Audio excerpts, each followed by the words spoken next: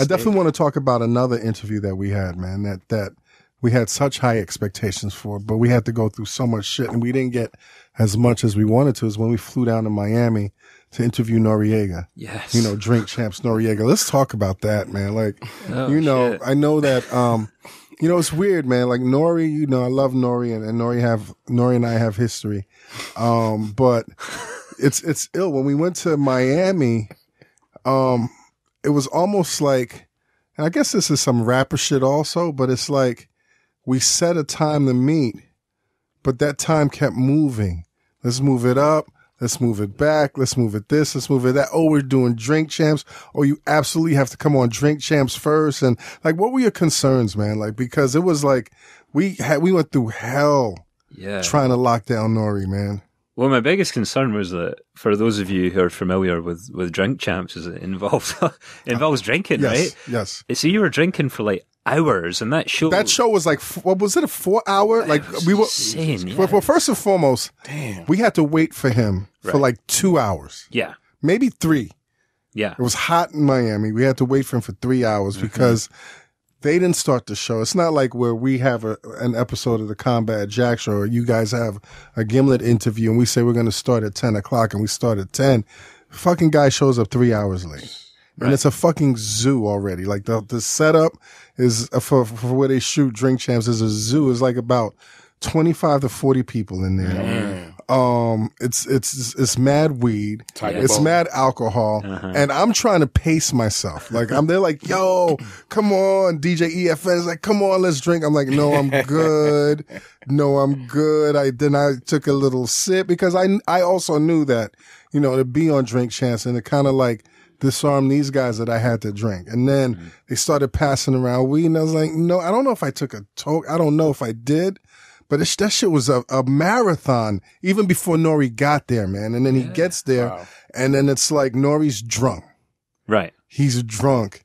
He's slurring. And then the fucking Drink Champs episode is 3 fucking hours. What are you thinking, man? Like, how do you enjoy that, man? Yeah, well, the thing for me, like, as the producer is, like, my job is to basically get Reggie to, set him up so he can do his best interview possible.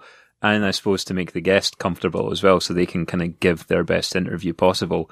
And these, like, the way the circumstances lined up was basically that exact opposite of that. Like, what are the worst circumstances you can imagine to do an interview?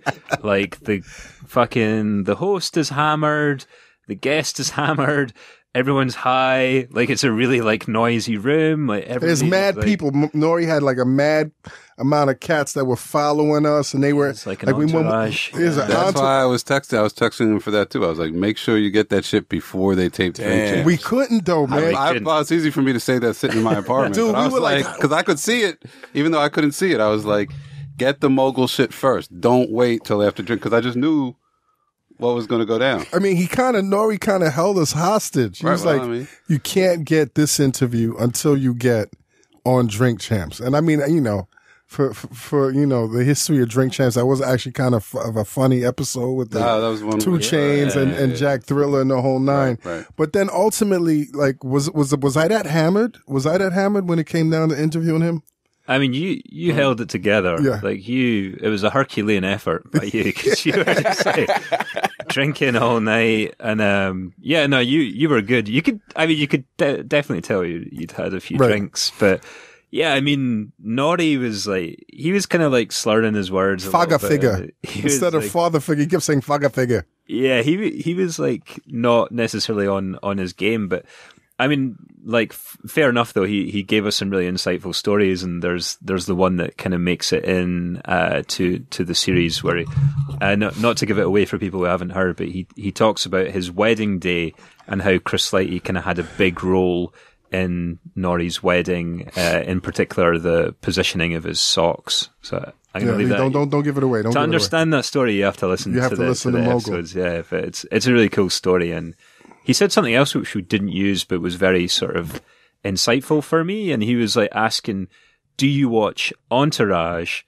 He was saying this to me, and I was like, "No, I don't."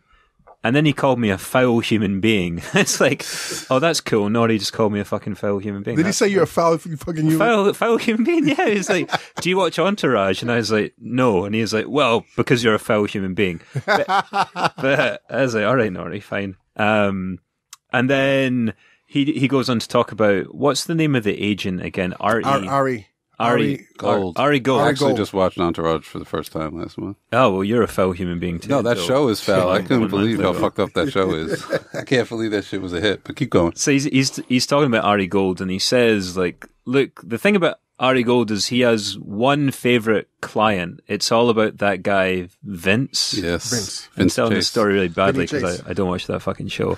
But he's like, yeah, he loves Vinny Chase. He's like, his number one guy is Vinny Chase. For Chris Lighty, all of his clients were Vinny Chase. Right. Like, he loved all of his guys. Right. Every single one of them, he'd do anything for them. And I know it was just one of those things that it just sort of like cracked open like another element of like who Lighty was and like what he meant to the industry. I was like, okay, I understand that. Like he really went the extra mile for all of his people, and that's something that we found out later on as well. So why didn't we use that tape? That's good. It just didn't fit in. Okay. I feel like I've been put on the spot for our editorial decisions.